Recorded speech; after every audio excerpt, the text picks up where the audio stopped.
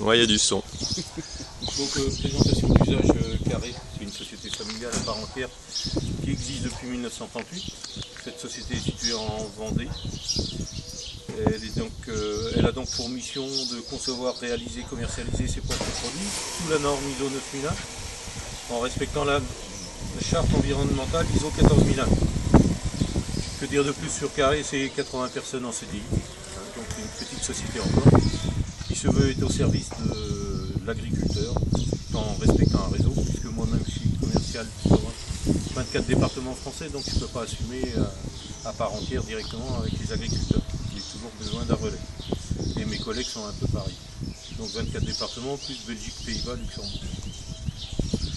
Société Carré, c'est une gamme de préparation de sol à dents non animées, en commençant par du sol profond, donc des compactages à dents Michel, du chisel jusqu'à 6,50 m porté 3 points, du semi-porté jusqu'à 8 mètres, en commençant par du 6 mètres, une gamme de vibroculteurs jusqu'à 8,10 m sous toute formule en 5 rangées de dents avec option arrière ou 2 rangées de dents option intercalée et 2 autres rangées de dents avec encore option arrière.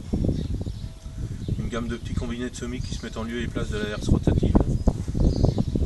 Une gamme de tasseurs avant qui soit aspire à disque fonte ou à pneu jusqu'à 6 mètres en fixe ou repliable avec outil à dents. Une gamme de fertilisation solide chez Carré, enfin j'en parle jusque 2012-2013 devrait voir arriver et naître la fertilisation liquide en associant toujours à la bineuse. Bon, aujourd'hui on va parler que du solide, donc c'est principalement de l'urée, de l'ammonitrate. Deux formules d'épandage, soit on l'associe à la bineuse, donc c'est un outil intercalé entre le tracteur et la bineuse.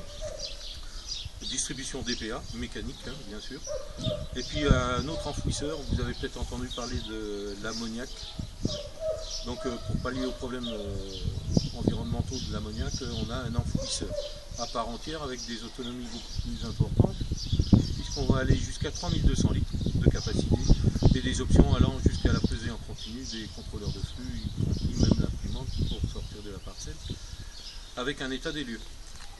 Et puis après il nous reste la gamme entretien des cultures et des prairies, donc on a associé le régénérateur de prairies au désherbage mécanique. C'est volontaire parce que c'est toujours sous un aspect environnemental.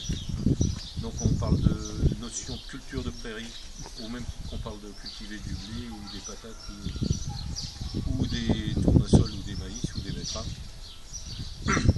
Donc jusqu'à 6 mètres. Et puis après la palette de désherbage mécanique. Donc sur le camion vous avez une RC-tri, une houe rotative.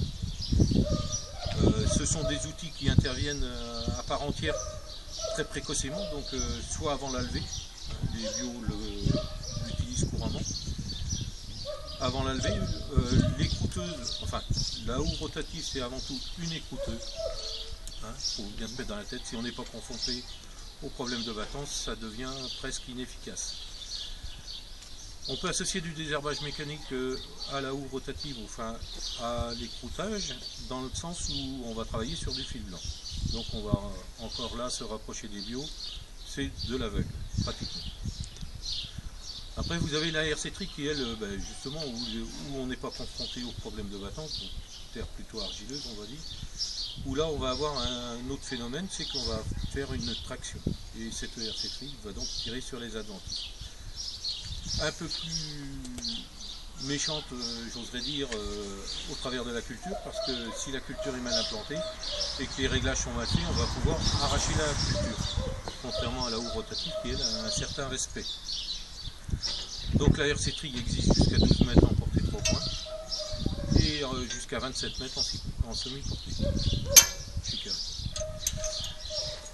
Et puis après, il nous reste la bineuse. On a vu le préventif, c'est la RC-tri, la houe rotative, la bineuse. Alors la bineuse, c'est un système radical, j'oserais dire.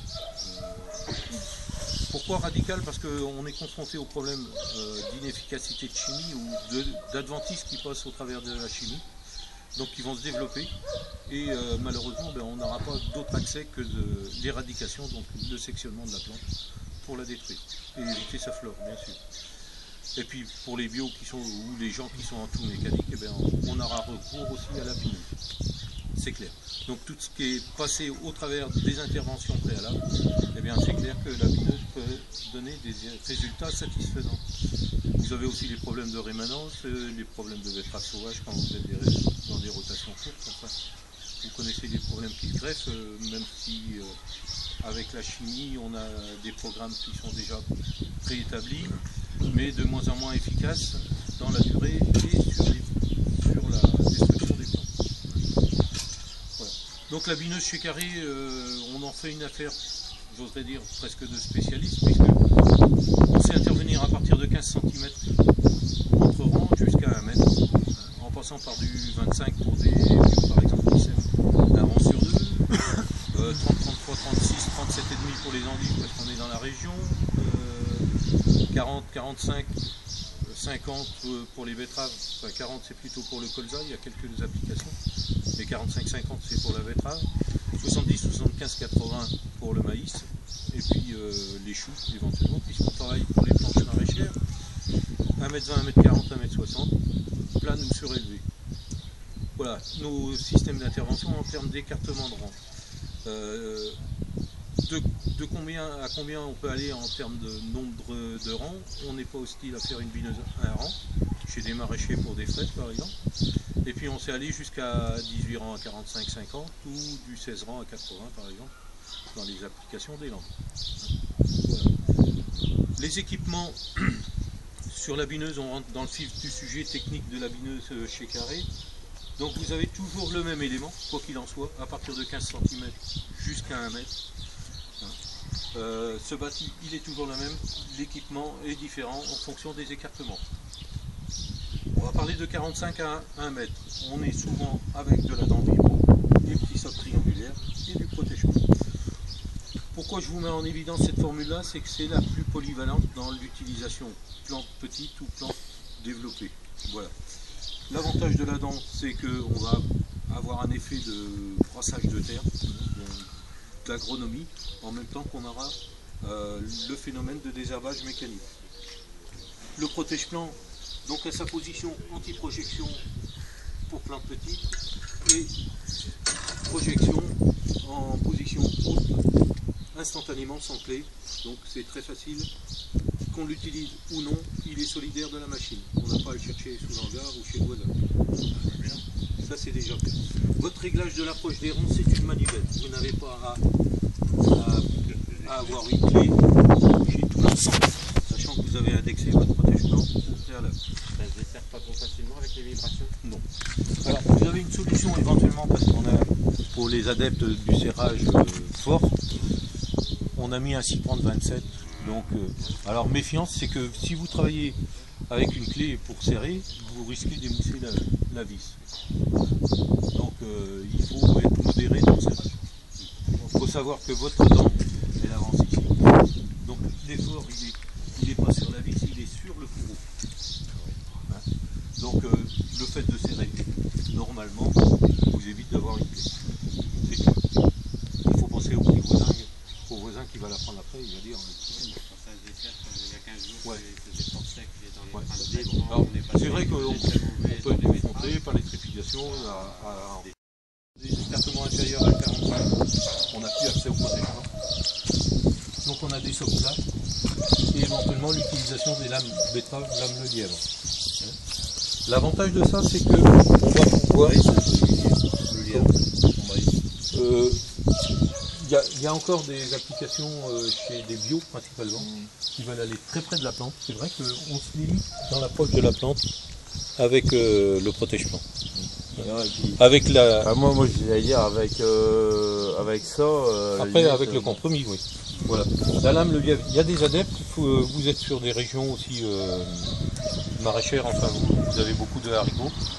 Par exemple, les gens ne veulent pas de terre ou de cailloux sur les haricots. Avec des courroies, et si jamais il y a des pierres qui passent dedans, donc ils imposent systématiquement, enfin les gens comme Bonduel par exemple, imposent la lame à betterave ou lame le lièvre. Ouais. C'est l'avantage. Par contre, le réglage est plus fin, plus pointu, parce que on sectionne, c'est vrai, on a un effet de sectionnement important. Par contre, faut pas passer en dessous, faut pas passer plus. Hein, voilà. Et puis si on est sur sur des sols relativement appuyés et battants, on peut avoir un peu de lissage. C'est l'inconvénient majeur. Donc c'est pour ça que je vous ai mis en évidence plus le protègement de la dent de veau. Alors après, en termes d'équipement arrière, pour aller au bout des dents dont on va travailler, on va avoir deux solutions. Soit on a le nettoyage par effet de rotation, qui va donc comme il a été réglé là, on peut aller plus loin qui va donc venir travailler cette partie où le nettoyage est absent. Et ce qui fait que avec ça, même si c'est pas proche, on va compléter avec ça. C'est un gros avantage pour désherber, pour déchausser les mauvaises herbes qui sont au pied de la plante. Donc c'est réglable de la même façon. Ouais, ici vous n'avez pas ce 10 Là il n'y a pas de manuel. C'est de l'avoir ou pas? On est pour l'instant non. C'est la clé de 13 ou la clé à molette. Ah, normalement quand c'est réglé pour Universel. Mais... Ouais. Alors après vous avez ce phénomène aussi, c'est que alors vous l'avez en position position comme le protège-plante. Ça sert pas là. Utilité ou non, il est toujours solidaire de la machine. Donc ça veut dire que là, vous en servez pas, lui il veut s'en servir, il ne les cherche pas, il n'y a pas de montage à faire, c'est direct. Hein. On peut l'avoir en position flottante, comme ça. Donc très peu de pression si ce n'est que son propre poids. On peut l'avoir en position bloquée, où là, on va répercuter tout le poids de l'élément, donc on a un problème de sol rappuyé. Et puis on a une position un peu semi-flottante. Voilà l'avantage du netline, enfin ce qui s'appelle netline chez nous, c'est que utilisation ou non, il est solidaire dans la machine. Si on est à 45, on a un support en Z qui nous permet d'aller de 45 jusqu'à 80 dans l'utilisation. La taille des étoiles, c'est les mêmes en betterave? En betterave, on est toujours sur le diamètre 340. On a un modèle 360, pardon. On a un modèle 240 pour les cultures légumières et maraîchères, puis oignons à partir de 22 cm d'écartement.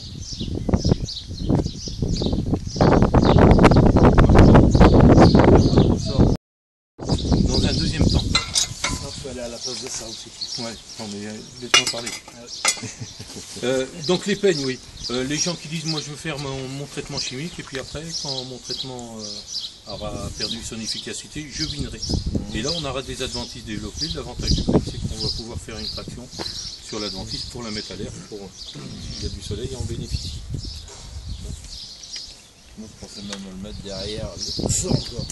Et éventuellement on peut le mettre derrière, à la seule unique condition qu'on travaille que de 60 à 80 sur l'équipement de 45 à 80, 45 à 60.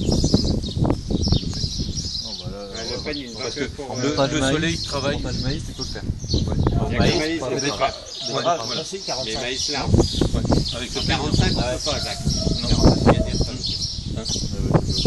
45 c'est que vous avez le soleil qui travaille qui n'a pas besoin du peigne derrière.